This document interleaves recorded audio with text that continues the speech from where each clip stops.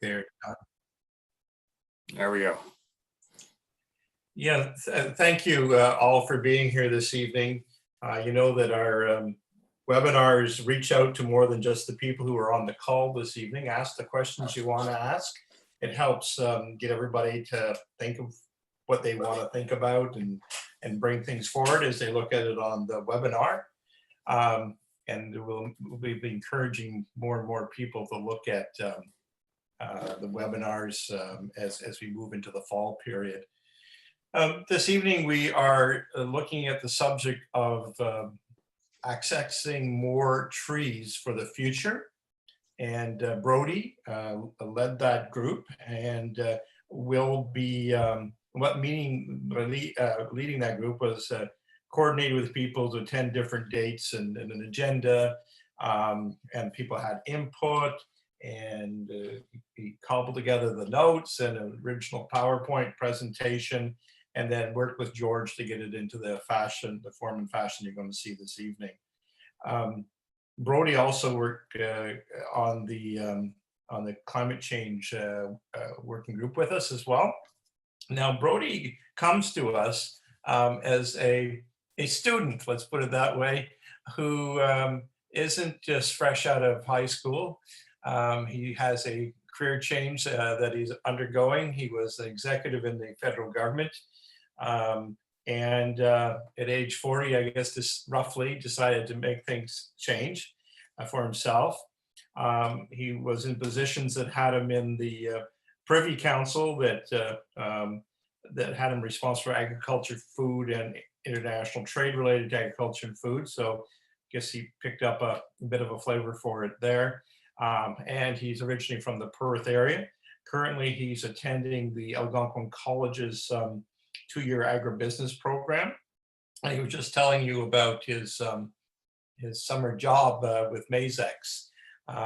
He comes from a solid policy background, a solid trade background, a leadership background, and how he was able to give us a bunch of time this last while was that in the diploma program at college, there's lots of courses he didn't need to take because he already has, I think, 2 masters, and so was graciously offered us some of his time to be able to help us with our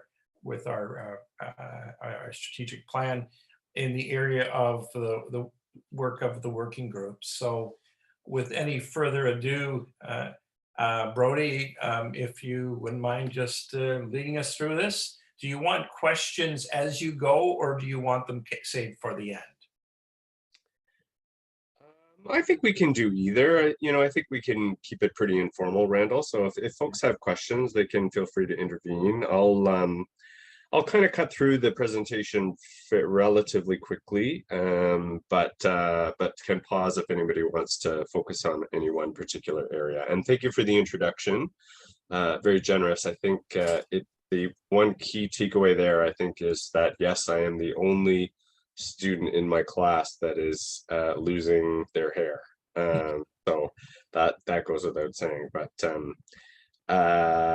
yeah, so let me just share the presentation.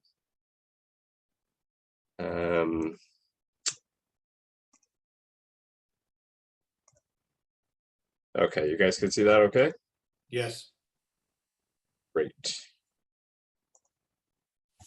I'm going to turn my camera off so anybody who's looking at it in a certain fashion won't see my picture there. There we go.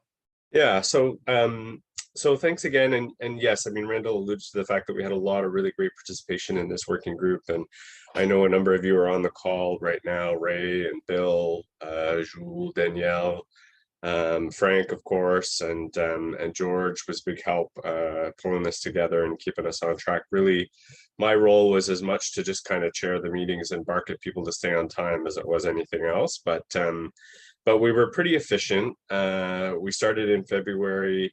We did a lot of the bulk of the work before the sugaring season, and then just kind of pulled together this presentation in April. So, I do certainly want to thank everyone who contributed their time and energy to this. It was really very much appreciated. I'm sure most of you are aware of the strategic planning process. We have a bit of an overview here in this presentation. Basically, it's broken down into those 3 phases.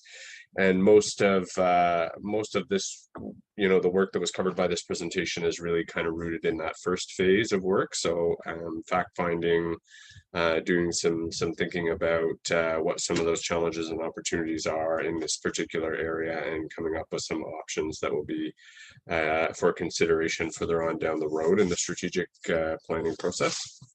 I guess, Brody, is one thing is that there has been a change from previous presentations. It said we were going to start phase 2 in June, and due to the windstorm and also due to the fact that none of the public servants were available for the meetings, we've pushed that out to September. So that was something that has come about just in the last couple of weeks. So. Yeah, no, thanks for that, Randall. So, the big question on this for this group was, why expand production in Ontario? And I think, we talked about it. There's a number of good reasons. Ontario has space to grow. If we don't tap our trees, others will. There are opportunities for market growth, certainly, which will potential to increase a lot of revenue, I think, for a lot of producers in Ontario.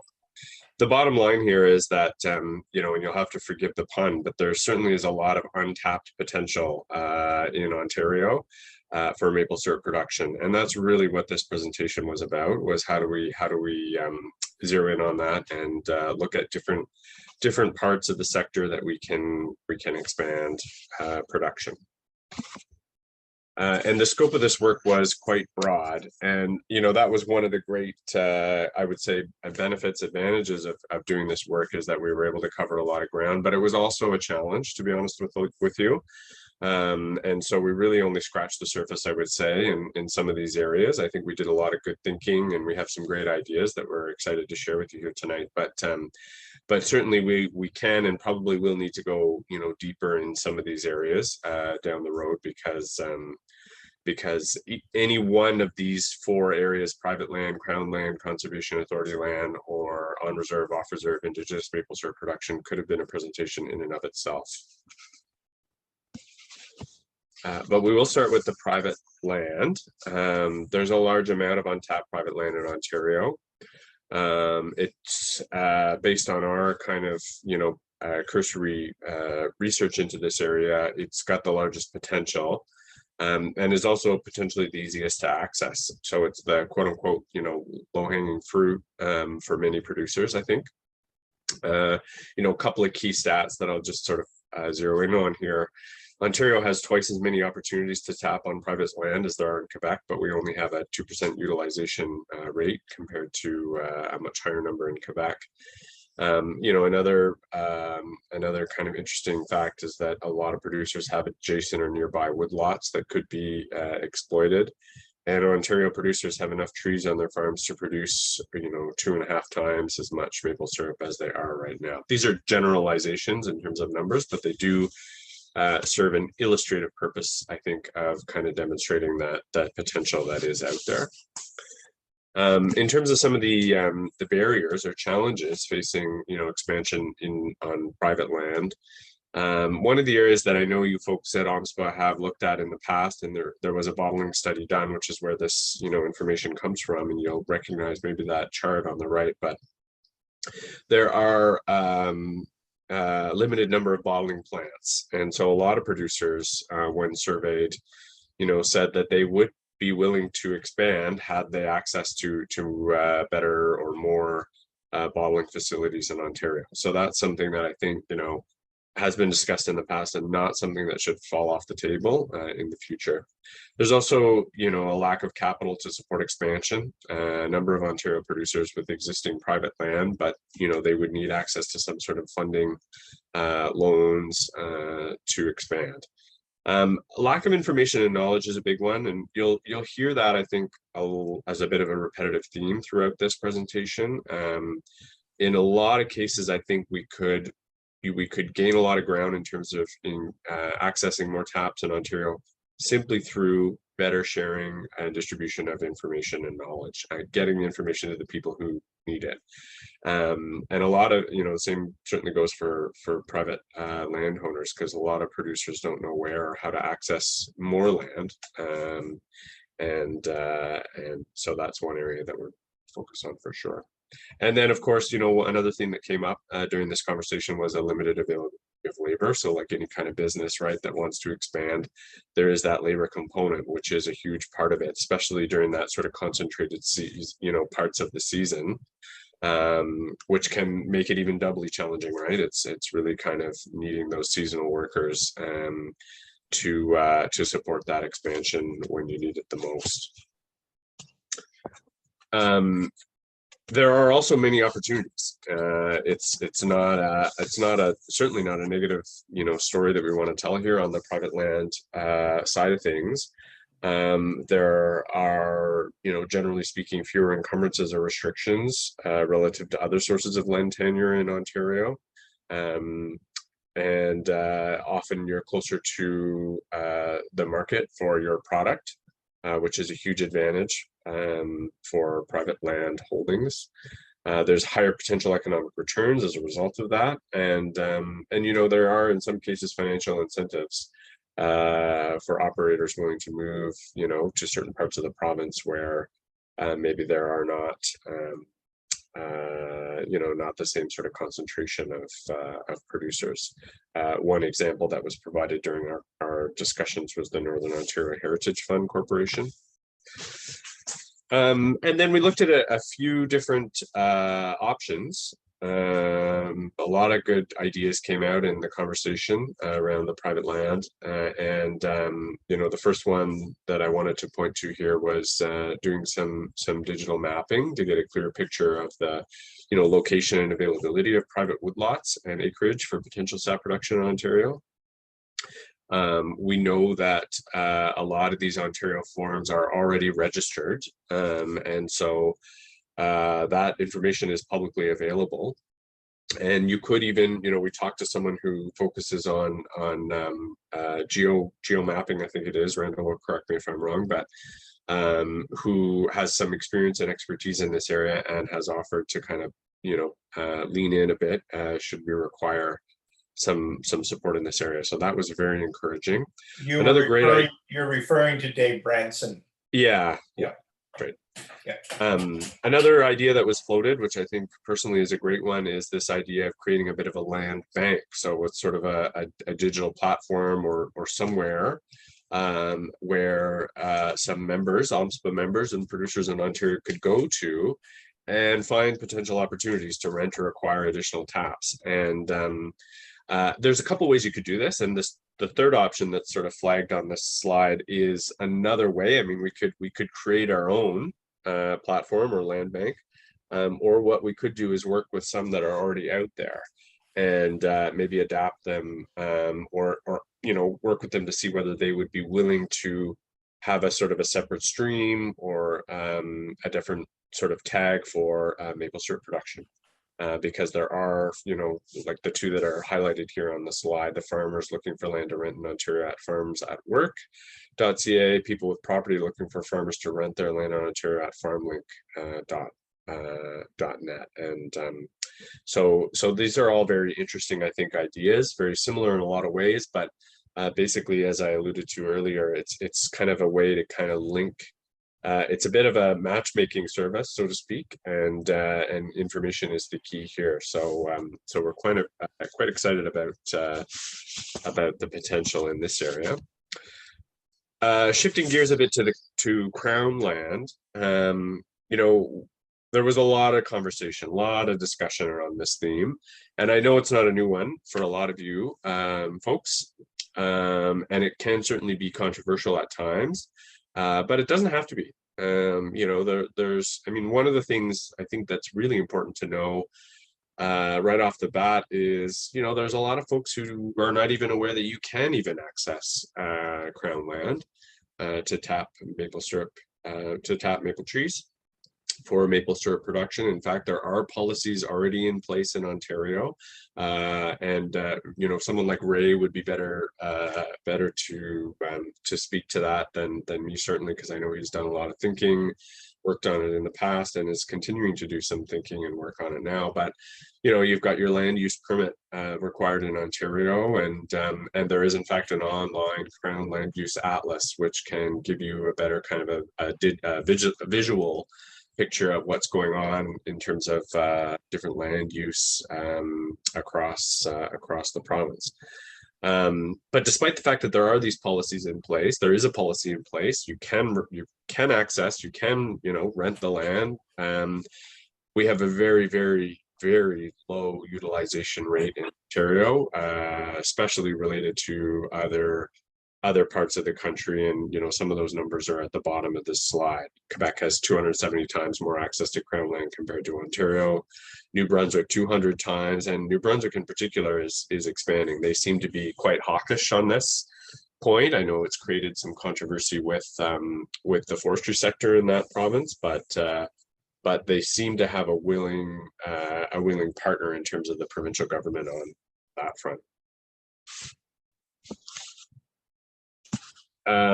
So, you know, building on that theme and picking up on some of the challenges associated with tapping Crown land in Ontario, you know, we've highlighted some of the main ones here, and you folks may have some other ideas as well. But the biggest one, I think, one of the biggest ones is simply a lack of awareness. I didn't know that we could do that. And I think, you know, if you've got more people aware that it's even an option, and we make it a little bit easier and more accessible for folks, you know, that might become a real opportunity for a lot of people in the province.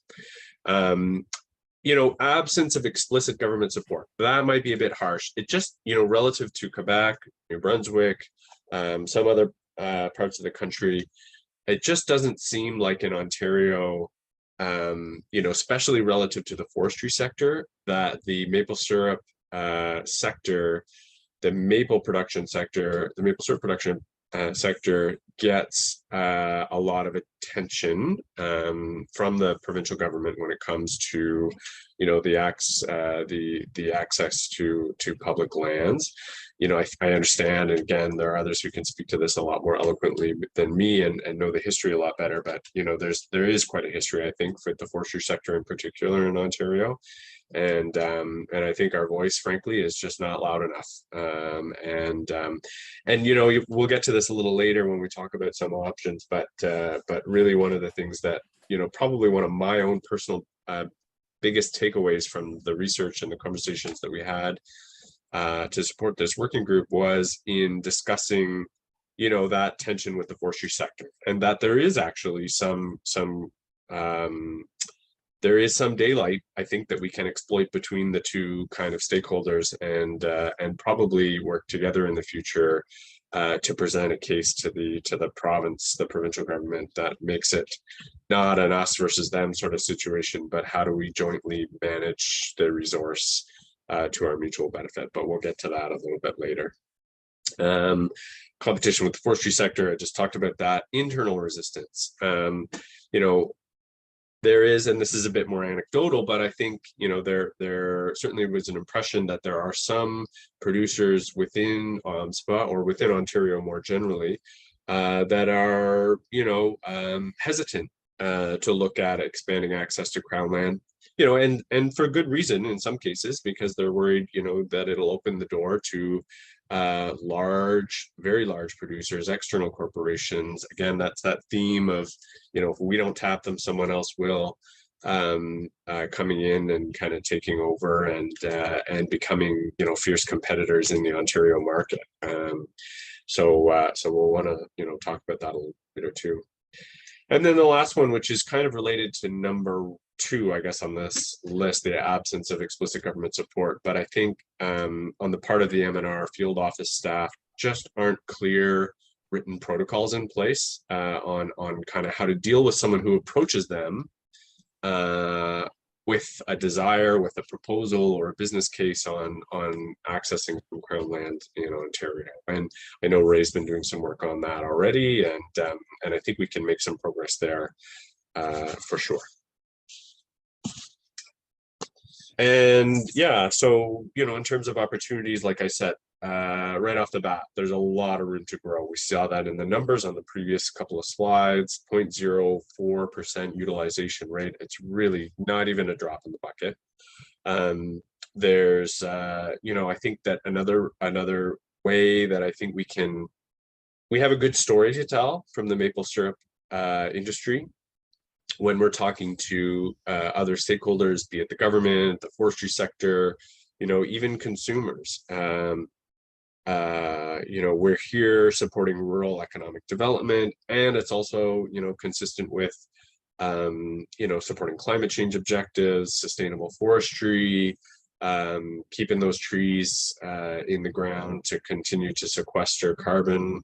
I think there's a lot of kind of mutually reinforcing parts of that story that come together to kind of position us, the maple syrup sector, very well relative to other sectors that may want access to that land, like the forestry sector, for example. And then, of course, there's significant economic potential if we were able to increase our utilization rate of ground material. Brody. Yeah. A point you made previously, you talked about large corporations coming and utilizing our land in Ontario if we don't do something about it ourselves. There is precedent for that. The majority of the taps in New Brunswick are from corporations in Quebec. Quebec's expanded into various states, et cetera, et cetera. So it's not without some evidence of what possibly could happen. Yeah. So that's good. Yeah, thanks, Randall. And so just kind of continuing, when I look at some of the options that we talked about when we kind of focus in on this Crown land theme, there's a few up on the page here. Tenure reform is a big one. So my understanding is that's really, the for lack of a better term, the kind of policy window that opens up every once in a while. Not regularly, but it does open up with the government of Ontario, where they look at how they're using their public lands. And so, in some of the conversations that we had with the forestry sector, we talked about, how we could, maybe potentially collaborate with some key players in the forestry sector to come to the table with something that's a little bit more mutually acceptable. We get into detail a little bit more on that option in this slide. Working with the government of Ontario on a clear protocol for M&R staff. That's a key one, and something that I think, it would help with some of the consistency at across the province, because you're not always, my understanding is, different M&R field staff have not always the same approach to dealing with proposals that come their way. And so if there was a kind of consistent protocol established that we could collaborate with the province of Ontario with and support them and their own staff, so we would be doing a bit of the heavy lifting in terms of actually drafting that, and already have it in this case, I think. We probably would go a long way towards supporting some of those applications for the land use permits. Putting together a bit of a how-to guide for Ontario producers. So how do I access this Crown land? What is the process? What do I need to include in my business case? Who do I need to talk to? How do I need to, how should I approach them? When should I approach them? What type of information do I need? This is another option that you'll notice. We're a bit repetitive on this in a couple of the sections of this work, but it just kept coming up again and again. It's about supporting our members in OMSPA, giving them as much, like a tool that would help pave the way for them to expand their own operations in as user-friendly way as possible. And these kind of, you know, for lack of a better term, how-to guides are one way that we could do it. But it can be adapted, as we'll see, to accessing land on conservation authority land, or other sort of potential opportunities in Ontario. Internal communications, very much so linked, but this is a little bit more about education, I think. And it's a bit of that kind of myth busting around tapping trees on Crown land, but hopefully kind of just setting the, you know, the story straight in terms of what the potential is, and how to go about approaching the province of Ontario and tapping Crown land. And then, of course, you know, we talked a little bit about working with the government of Ontario to lobbying the government of Ontario, which probably should say, for an out-of-province tax similar to the resident versus non-resident license to discourage out-of-province expansion.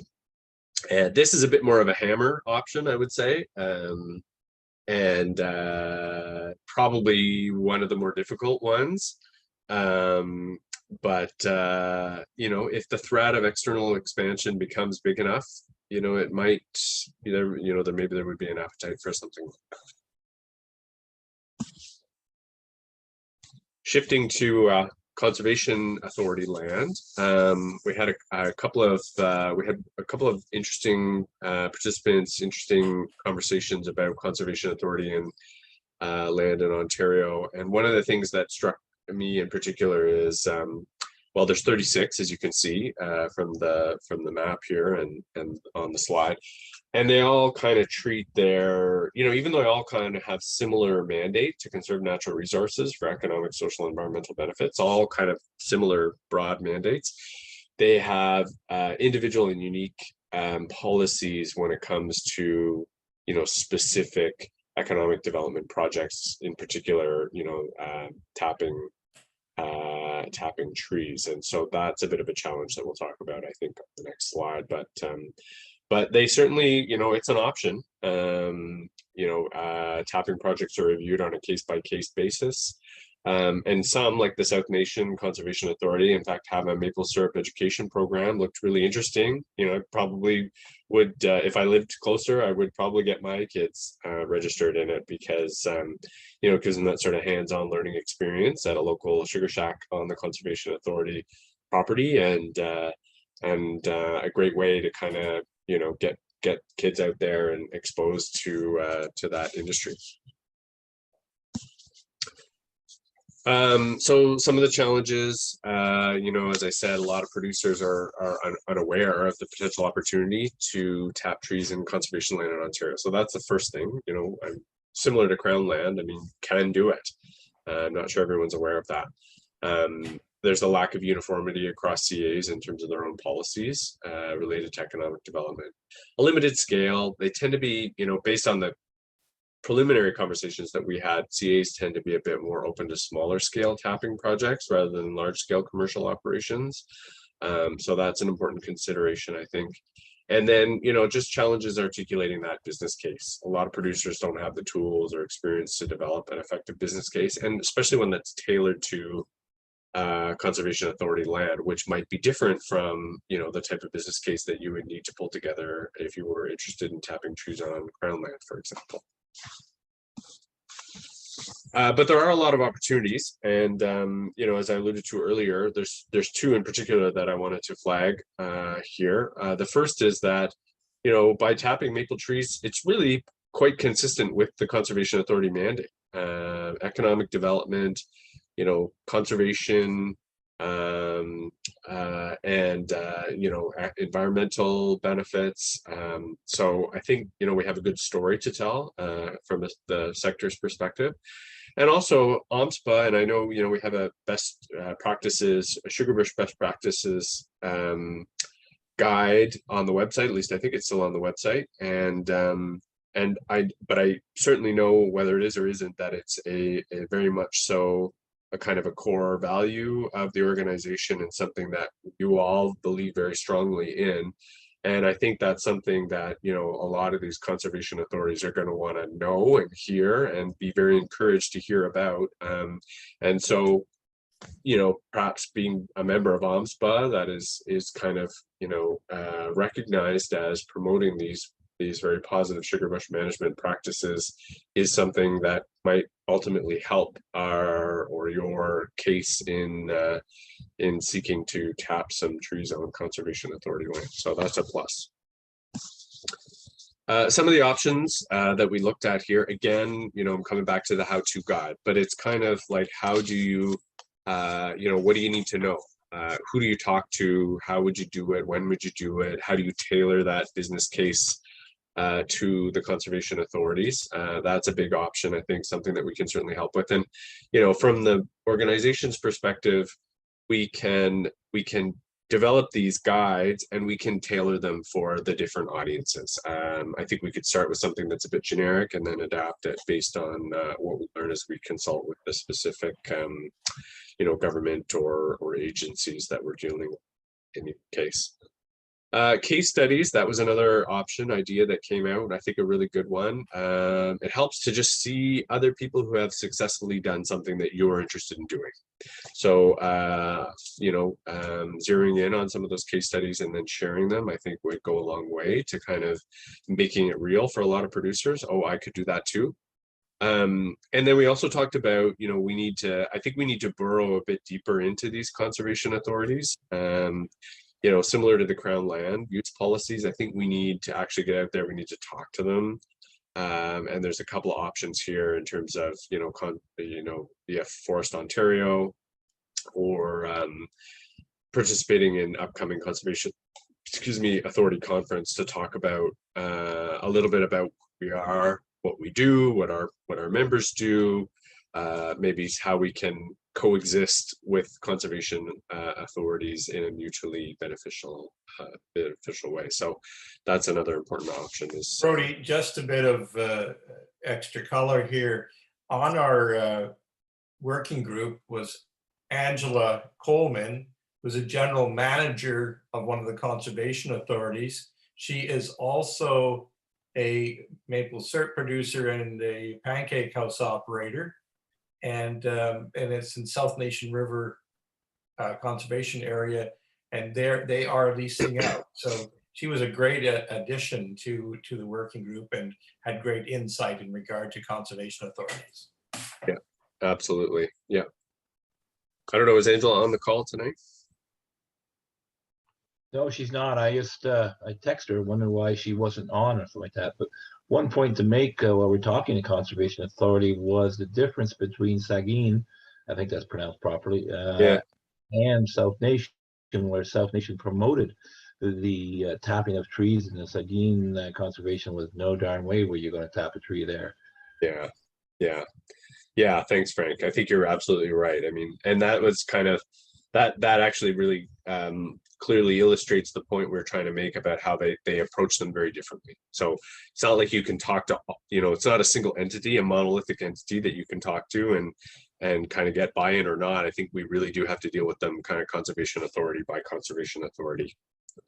But, you know, having said that, if we get to some of the, you know, they do have annual conferences, you know, there may be ways that we can, as I said, we can burrow in, we can educate, we can raise the profile of what we do, and that might change the mind of the Sagins or, you know, some of them that are a little bit more reluctant down the road. So there's kind of lobbying at two levels. There's kind of the conservation authority by conservation authority level, and then kind of at the provincial level, I think maybe we can maybe longer term make some inroads with some of the more resistant ones. Okay, it's about 10 after 8, so I'm gonna speed through the last couple of sections here, and then we can open it up for a bit of a conversation. In terms of Indigenous maple syrup production, we had several very interesting conversations in this area. It was a particular interest to the leadership of OMSPA that was part of the working group, and I think for good reason. There are some really interesting projects happening out there in Ontario.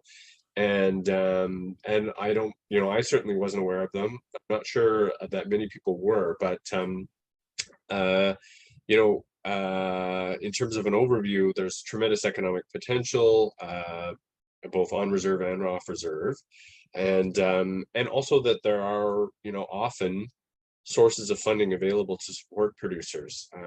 First Nations, we talked a lot to the First Nations farm and business financing. Camden at IAPO. I'm not sure if he's on the call tonight either, but very helpful. They have a number of funding projects available to support Indigenous-led projects, and some in place that have been quite successful. So it's the kind of thing that I think we need to maybe do a bit better job in the future of kind of profiling. You know, the low-hanging fruit there from my perspective is kind of getting some of that profile on the website so that people are aware, and also, you know, doing some outreach to Indigenous producers so that they're interested in becoming OMSPA members and part of the broader maple syrup community in Ontario. Some of the challenges, though, which, you know, we had a number of actual Indigenous producers on some of those calls who spent quite a bit of time kind of walking us through what some of those challenges and opportunities were for them, and gave us a bit of insight into their own experiences setting up a business and kind of getting it off the ground. It's a different ownership structure, as many of you know, on reserve, and so, you know, when you go to the band or whatever of the community, you really need to get their support in order to move forward. It's not, you know, like, you know, if it was a private or off reserve sort of production operation that you're trying to get off the ground, where you simply, you know, you need the right ingredients, you need the funding, and you need the resources and stuff, and you can get up and running. But in this case, there's more community buy-in required. A lot of reserves are you know, not close to a lot of market opportunities. That was another challenge that was raised. Building capacity within the community, so having people who have the skills to get a business up and running successfully, I think, is another area that was pointed out. And then financing, of course, we talked about that, and how IAPO is one resource out there for Indigenous producers. There are others, but it's kind of making that linkage between the collective will of the community and the people who have some resources to help get it up. And it's still a challenge in a lot of cases. But there are a number of benefits. As many of you know, I'm sure, maple syrup production has cultural significance for many Indigenous communities, which can really help with getting some of that buy-in.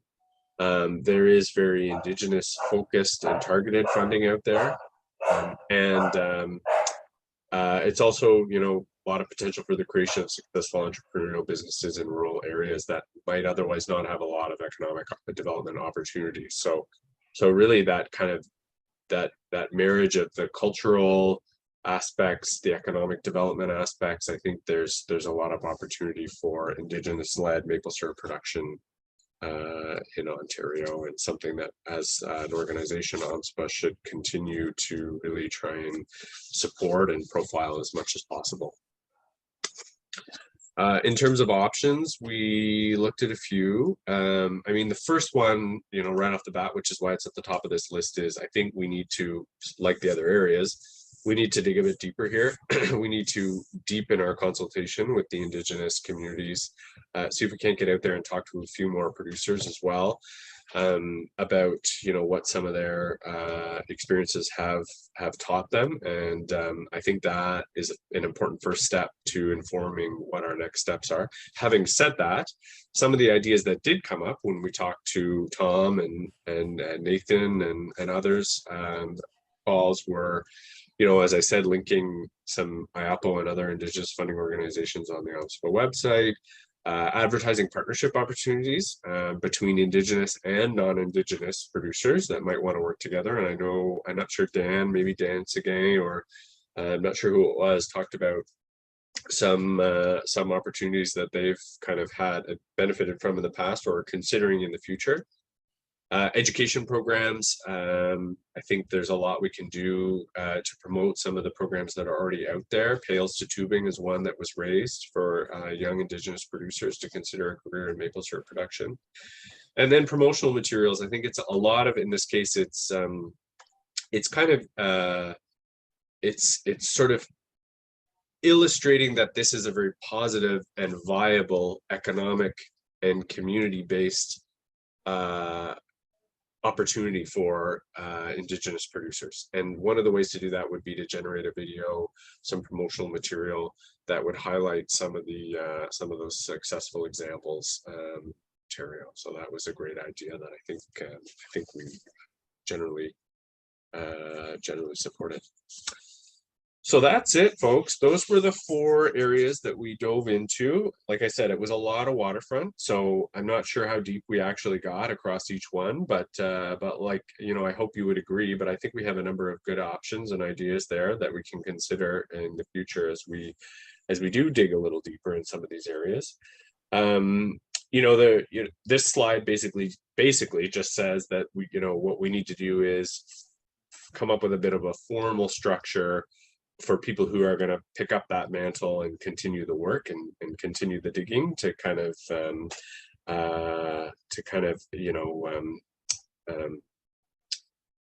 further expand on some of these options and prioritize them, because I don't think we can do them all. So, you know, Member Services Committee, a land access support subcommittee as part of that would be our recommendation in terms of the sort of governance that would take this work and carry it forward in the future. And the next couple of slides just summarize the options that we've talked about on earlier in this presentation, so I won't go through those again. And then the next steps, you know, this is the sort of the process that we've laid out here on how we would recommend going about setting up the various committee structures to support the work. And finally, you know, I'm just going to end by saying thanks again to everyone who participated in supporting the working group. I really appreciate your commitment, your time. It was a pleasure to have worked on this project in particular. Thank you for your patience with me. And, you know, if anybody has any further input or comments, like this is the beginning, right? I mean, we are just starting this process of kind of digging into some of these issues. And so there are going to be several opportunities down the road for you to continue to weigh in. But, you know, let me invite you right now. If there's anyone out there that has any feedback, we'll have a bit of time here tonight to talk about it.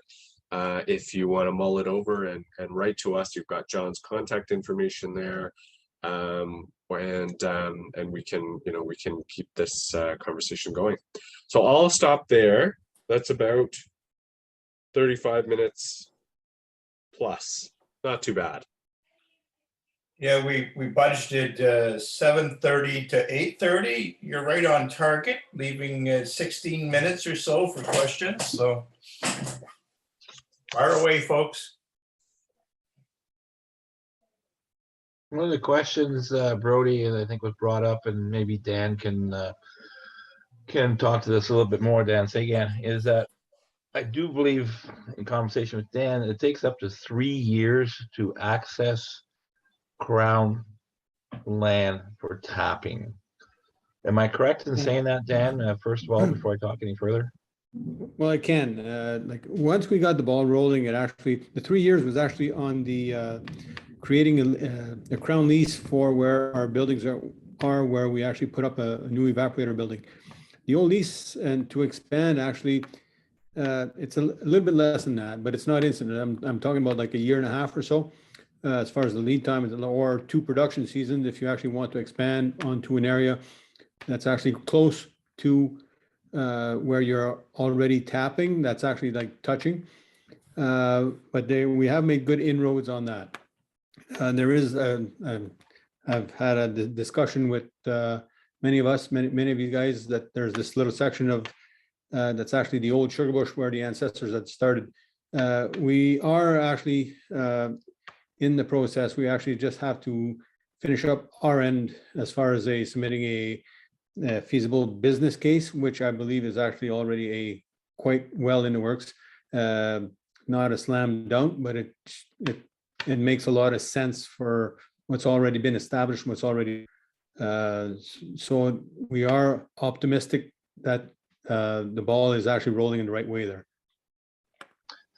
So the question I guess I should ask, what is an acceptable time limit? 6 months, 12 months, 18, 2 years, 3 years? If you have a new venture that's looking to expand into that. So, we have a producer that maybe is close to 1,000 acres of tappable trees, an OMSPA producer. What would you think, or what would the group think would be an acceptable time limit? Well, I'll just share my thoughts here. There's no doubt, like nobody wants to actually have more hiccups or hangups. But let's say, like you're talking about, like 1,000 acres. This is something that's actually going to have and leave a footprint on the landscape, like, because it's actually going to be there for a while, and there has to be a solid business case in the for you even like say yes, it's a good idea. And that's where there has to be resources really put into, let's say, to make sure that it is viable. I'm going to talk about something that happened probably like 30 years ago here in the Sudbury district. There was a chunk of land that was actually was approved for cereal production, was on 18 Mile Island, which is a little bit of a challenge because for access, but it was approved. And eventually people actually just brought stuff in, and just when they started installing stuff, it actually fell. But then the ministry, the district manager, was actually in a pickle where he was actually looking for somebody to take this stuff off the island. So I do understand where something really has to be well laid out ahead, but it has to make sense. Mm-hmm. I was going to make a question just to add something to it. Is that we talked about conservation authorities. We didn't talk about county lands, but usually what happens is the county lands are managed by the conservation authorities. So when somebody says, oh, I get some access to county lands, like I know some of our producers in Lanark do, they actually, it's covered in those lands are actually managed by the Conservation Authority on an agreement. So we didn't forget about county lands, we just sort of handled it under the Conservation Authorities. Discussion. What do you think of the recommendations, folks? I think there's some great potential there. There's no doubt. Especially like I know Brody mentioned something about case studies for on the one sector, but we could also have like studies like for actually Crown land, people tapping on Crown land. There are quite a few of us actually doing it, and the majority of them, or a lot of them, have been out there for quite a while. And for me, I call it a positive and successful legacy to actually leave to other people, for anybody, including Indigenous First Nations people, if they want to get off of reserve and actually just venture onto Crown land that is actually very adjacent to them, which totally makes sense. It would be a win-win for everyone. So in my mind, those cases would be welcome.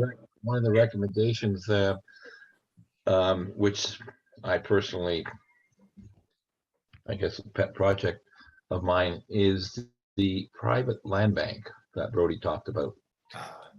And I believe that probably may have the largest and best potential of expanding the tap count in Ontario. Like Brody mentioned, there are producers out there that maybe have 1,000 taps or like a 100-acre farm, but they're bordered by maybe 300, 400, 500, 600 acres of potential forest, which even the landowners that own that don't even realize the income that they can have through that, whether it's through potential carbon credits, the rental of the forest management of that particular forest. I take myself when I was up into Griffith area, that area from Bancroft to Eganville and down to Pakenham area, there'd be no problem probably putting one or 1.5 million taps into production. A lot of that is private land, and it's just that we as an organization need to create a template for existing producers that we have, that they can go to these farmers, or we can establish a land bank and someone approaches us and says, yes, here's a number of people in your area, approach them, here's the template, here's the lease, and work out something between that and the owner. I do believe that's one of the largest potential areas that we have that can expand the tap count. Yeah, Frank, you also sometimes use the term land trust.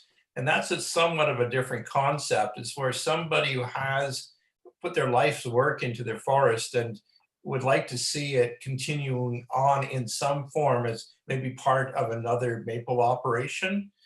That would be somewhat slightly different in a sense of how it might be structured. But that's also one shade of this conversation.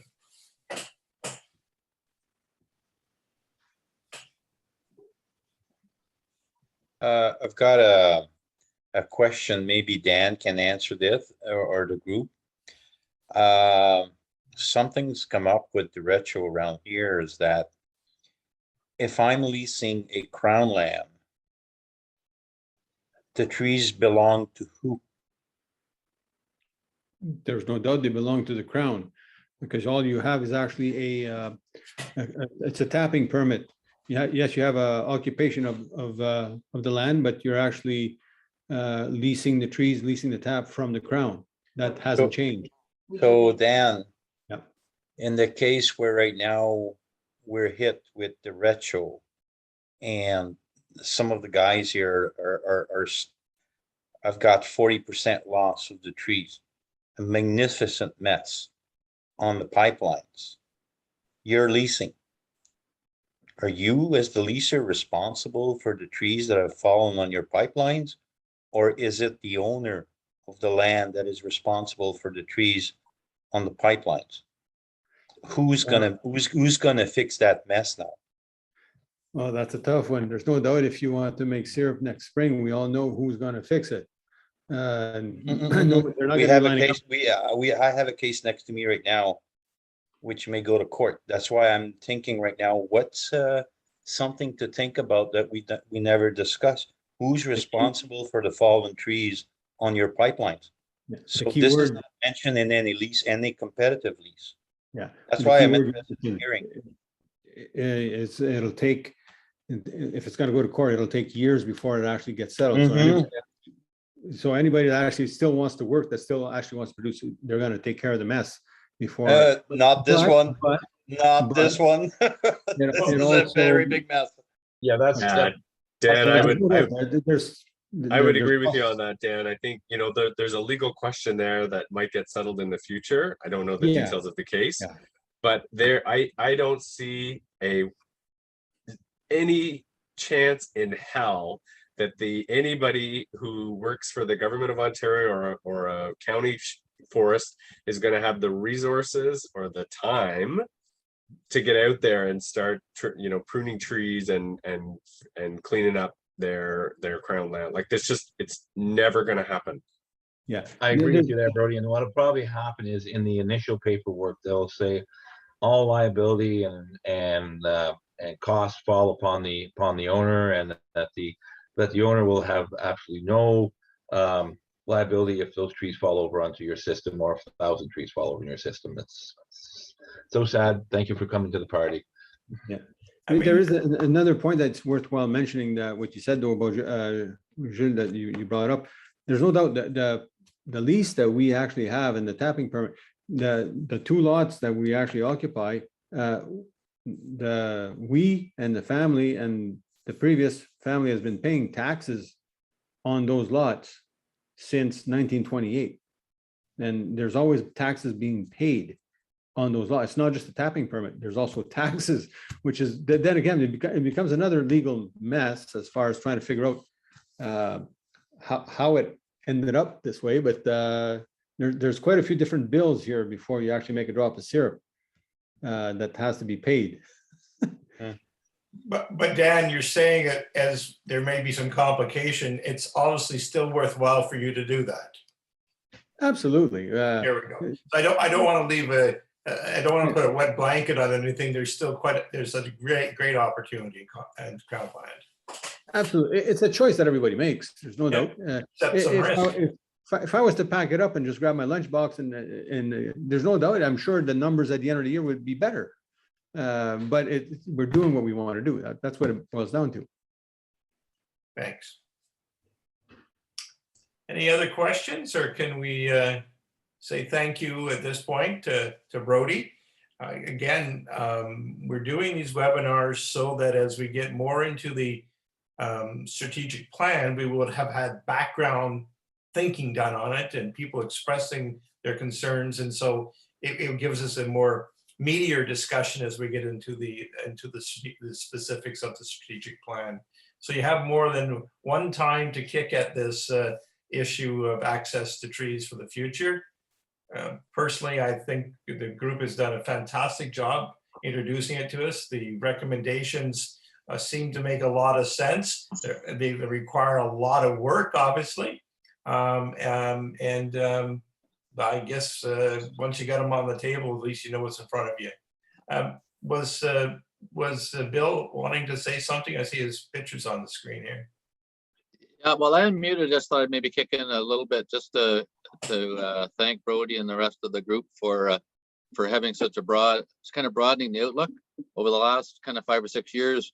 Whenever we talk about sort of expanding our industry, we get hung up. I don't want to say hung up, or just we concentrate a little bit too much on the Crown land item when 95% of our members don't have adjacent Crown land, but they have adjacent private land. So that kind of goes back to what Frank said. So I just want to say that I'm really encouraged with the work of the group in terms of broadening the outlook, looking at conservation authority lands, reserve lands, all these different opportunities, because our opportunities are not going to be in one basket. The provinces that have a high utilization rate of Crown land probably have that because they've already got a high utilization rate of private land. So all these things are kind of linked. So I'm very encouraged with the work that's been done so far. So I just wanted to comment on that I'm, my earlier concerns have been somewhat alleviated when I see a much broader perspective being presented. So thank you. If I could just add to that, first of all, there's a couple of gentlemen missing tonight, is Ray and Brian, and they're at the IMSI meeting in Burlington, Vermont, and that's why they're not on tonight. That's that. Bill, I want to thank you very much for those comments, because it was part of our debates that we had that made me think in a broader fashion for this particular group. And Brody in particular, I want to thank you very much for the work that you have done. It's been a pleasure working on this group. It's been a pleasure working on all the group, but this one's been a little bit of my pet project, and fantastic job that you've done in putting this together. So I'm really proud of the work that's been done by all the members and stuff like that. And I hope, according to John, I think there's been a lot of views on the webinars on these that have been recorded. I know myself personally, I have missed the last few due to the Derecho storm that hit. I'm a power lineman by trade, so I have not been able, and I apologize for not making the last couple. And getting back into my role of being the president, and John is slave driving me pretty good, because he's going to make me do a speech yet tonight. So thanks, John. Anytime, Frank. Yeah. Anyways, again, thank you very, very much, and for all the people that worked in putting this together. Thank you. We have 2 more to go. Next week is the one where we looked at the various ways in which Maple organizations work in different provinces and states. Things that work well, things that didn't work so well, with the objective of trying to find the best things we can do for ourselves. We also looked at a couple other agricultural organizations that have some similarities to ours, and how they went about doing what they do on a day-to-day basis, and how they're structured. The final one will be in 2 weeks' time, which will look at our own organization, OMSPA, how it's structured, how it can be more effective for its members. And so 2 more to go. 8 down, 2 more to go of the 10. So thank you very much. Look forward to seeing you again. See Sounds y'all. good. Thanks, everyone. Thanks, everyone.